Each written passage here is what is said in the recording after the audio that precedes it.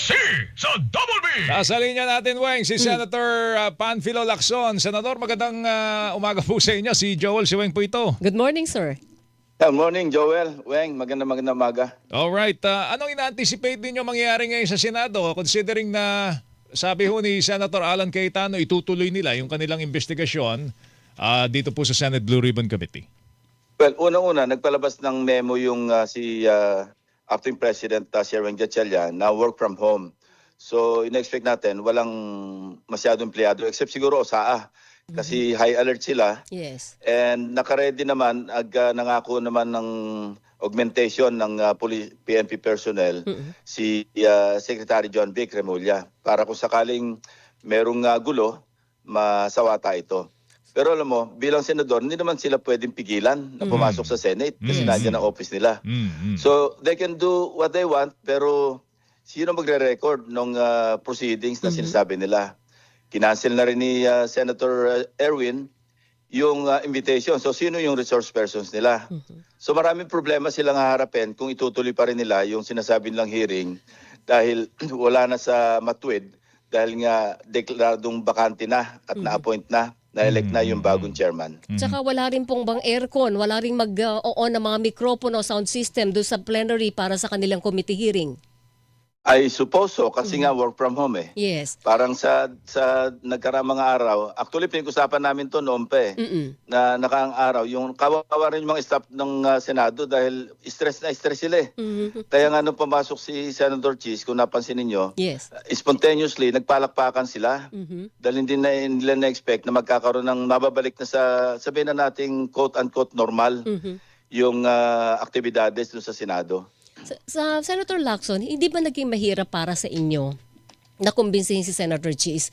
Ano yung naging process nun para siya ay dumalo sa sesyon kahapon at eventually you got the quorum? As far as I know, ewan ko sa ibang kasamahan ko, pero Opo. as far as I know, walang nag-convince sa kanya. Matagal na niyang pag-iisipan yan. Tinitimbang niya kung ano magiging implication o consequence kapag siya nag-form ng quorum. Remember, kaya siya nagpunta doon primarily Yes. para makapagtrabaho ang Senado. Kaya ang sinasabi niya, kaya laki ng pasasalamat namin sa kanya, not for anything, but yung concern niya sa institusyon, sa Senado. Yun naman ang kanyang pahayag eh. So, wala akong alam na nag-convince sa kanya. At walang kondisyon. Wala naman kami. Dapat napag-usapan namin kung ano yung kondisyon na ibibigay o hinihingi niya o ano yung concession na ibibigay namin. Wala naman kami napapag-usapan sa caucus na ganun. Pero alam niyo po na darating siya kahapon. 1 o'clock ng tanghali lang namin nalaman. Nagpasabi siya na May darating abiso siya. Oo. na darating siya. Oo. At ang pagkasabi pa nga, 3:00 yung Session. umpisa ng session. Humigil lang siya ng mga, initially gusto niya mga 4 o'clock siya papasok. Pero nung huli, tumawag uli siya at sinabi niya na kung pwedeng mas agahan na. Okay. So ganun nangyari, mga 3:30 yata siya nang pumasok eh. Siya lang ba inaasahan ninyo? Kasi may mga lumalabas na mga balita na meron pa raw isa eh. Kaya lang di daw nagkaroon ng kasunduan doon sa konsesyon na hinihingi. Kaya si Hindi. Senator Cheese Chismis lang yun, Joel. Chismis yun. Chismis yun, Chismis Senador. lang yan. No? Ang talagang totoo, as of 1 p.m. kahapon, si Senator Cheese. Okay. May kinakausap po kayong iba? Yung ibang mga kasamahan ko, may kinakausap. Ako, ipagtatapat ko na, no? Hindi naman kinakausap, kundi nagko-communicate kaming kaming apat, ano? Kasi kami yung original na minority noon. Opo. Sa Senator Tito, ako, Senator Mix, saka Senator Risa. Kami yung tawag namin sa sarili namin noon, di ba? Mythical Five. Yes. Oo. So parang namimiss namin yung dating samahan namin. So ginawa ko, pinadala ko ng message si Senator Loren. Sinabi ko lang sa kanya na namimiss ka ng grupo, baka pwedeng magkape for all time's sake, walang pressure, wala mas kaya ng pag-uusapan, nasa sa kanya. Parang ganun lang ang tono. Pero ang sagot niya lang sa akin na nothing has changed, ibig sabihin magkakaibigan parang kami, doon kami natapos. So walang usapan kung lilipat siya sa grupo ninyo o hindi? One time, nagkabiruan. Dinala siya kasi nagko-caucus kami sa office ni Senator Mig sa 5th floor. Pinuntahan siya sa 6th floor, tinawagan siya. Tapos inescortan niya, papasok. Tapos nung nasa loob na, yun, puro kantsawan lang. Na, mga natural allies tayo, ano na, nandito ka na, huwag ka na umalis, parang ganon. Oo. Pero katsawan, walang seryoso na mahiya ka sa sarili mo, bumalik ka sa amin. Oo, Walang walang ganon. ganon. Oo, Pero oo, kasi isa siya sa mga nagsabing illegal ang nangyari kahapon eh. Mhm. Yeah, Si we Senator respect Lore. her opinion on the matter. Pero maliwanag sa konstitusyon at saka sa jurisprudence, pati yung legal precedent. Kasi alam mo, Joel Weng, nandoon siya noong 2015. Yes. Nasa Senado siya, si Senator Alan, Senator Pia. Nung nagdeklara ng quorum, ng 12 lang sila. Mm. Eh dapat kung ganun ang kanilang theory, dapat noon pa lang tumayo sila, oy wala tayong quorum, 12 lang tayo. Yes. Oo. So bakit ngayon kino-question nila? Yun Okay. ang kaya dapat alam mo maingat ka sa ginagawa mo. 14 years after, Yes. so many years after, ano, ingatan mo, mag-review ka muna Marami kang kung ano dapat yung tandaan, ginawa eh, no? mo na mga nakaraang taon pag may malalaking issue. Senator, paano niya itinuturing si Senator Cheese ngayon? Part of the majority, independent, or still part nung nung bagong minorya? As of now, kasi unless tumayo sa floor at magpahayag siya na independent ako, as of now, we consider him as a member of the majority. Mhm. So you consider the majority now as 12? Yes, as of now. Oo. Unless nga, nagkaroon kami ng session, mag-manifest siya sa floor tulad ng ginawa ni Senator JB at saka Senator Mix nung una, di ba? Sinabi nila na independent kami. Okay. Malinaw po yun kasi may statement si Senator Cheese kagabi after nung nag-adjourn si Nidia kayo na wala akong sinasaniba na grupo at wala akong iniiwan. Dumating ako sa Senado para magkaroon ng quorum at para magkaroon na ng magtrabaho na ang plenaryo.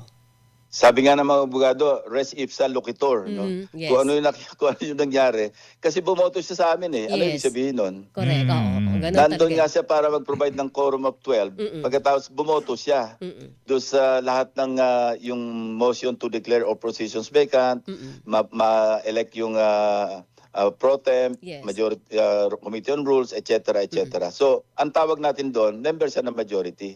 Okay. As of now, as of yesterday, Opo. or as of now, unless i-manifest niya Sa floor. formally sa floor, pag naandyan na kami, may session na, oy, hindi ako sa inyo independent ako. Ibang usapan yun. Opo. Siguro huli na lang, Senator Ping, kasi isa sa mga binibida ng grupo ho ni Senator Alan Cayetano, yung kanilang gagawing investigasyon, lahat daw, walang sisinuhin, Weng. Oo. Wag ka nga raw pong kukurap eh. Sa flood control, Yes, ano ha? oo. Ang impression na nililikha sa amin noon, hindi naging maganda yung ginawa ninyong investigasyon nung kayo po namumuno sa Senate Blue Ribbon Committee. Pero ngayon, si Senator Erwin Tulfo na po ang timon sa Blue Ribbon at Lunes, sabi niya, lahat kayo, member ko. Oo. Pwede kayong magtanong, pwede kayong dumalo Yes. sa At pag membro may voting rights ka. magaganap na investigasyon. Ano pagkakaiba nung Blue Ribbon si Lacson ang may hawak, ngayong Blue Ribbon si Tulfo may hawak, ngayong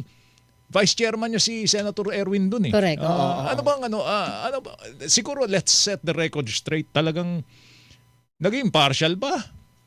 Hindi. O naging partial Alam, ba ang Joel, bakit may nakakulong na dati senador? Bakit may nakakulong na senador? Bakit merong nag-undergo ng preliminary investigation na dalawa pa senador, kasama nga si Senator Cheese doon, at mga opisyalis ng DPWH, pati mga kontraktor? Saan ba nangyari? Saan ba nagsimula lahat yon? So propaganda ni na Marcoleta yon nila na selective yung ginawang investigation. Kung selective ako, ang unang-una kong pagtatakpan mga kasamahan ko. Kasi yan nga yung nakatampuhan ko na eh. Dahil ang iniisip nila, pagtatakpan ko sila dahil mga kasamahan ko. So kung naging partial ako, dapat wala ngayon nasasakdal na mga senador. Wala nasasakdal na mga dati kong kaibigan. Di ba? Mabigat dalhin. Alam mo, Joel, sabihin ko sa inyo, ako yung nagkusang loob na mag-defer na kay... Ako nga nag-suggest kung pwede ibigay na natin kay Senator Erwin. Dahil, parang sa tingin ko, mabigat talaga sa loob. Very thankless yung job.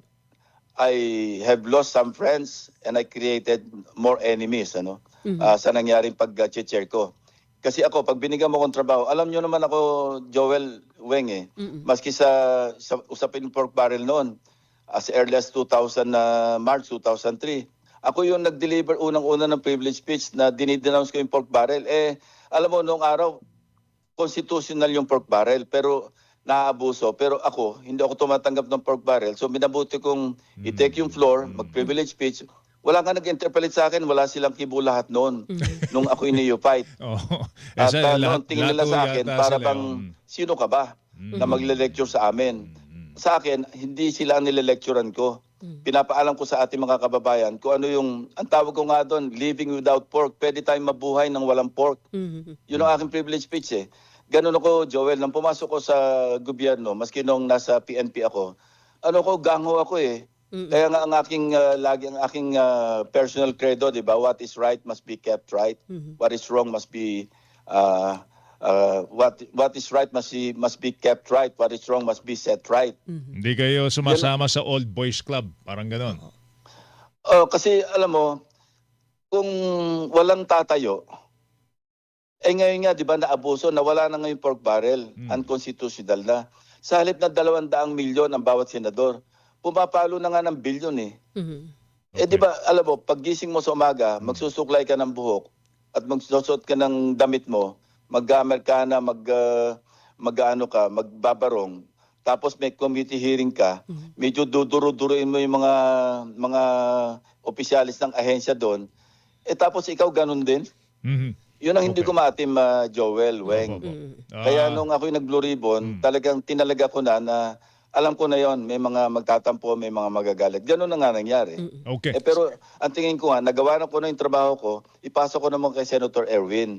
Ang tanong mo, anong pagkakaiba? Walang basis ng comparison, hindi pa nakapagsimula si Senator Erwin. Yes, oo. Okay. Sa Senator Ping, salamat sa oras po ninyo. Thank Pero you, wag sir. kayo kukurap ha, kasi may mga development kayo sa Senado. Inihahanda na raw po yung plenaryo doon ngayon para sa Alam mo, hearing. yun din na sinabi ni Senator Marcoleta, huwag daw kukurap, napakurap sila. Ayun, nakapasok sa amin si Senator Cheese.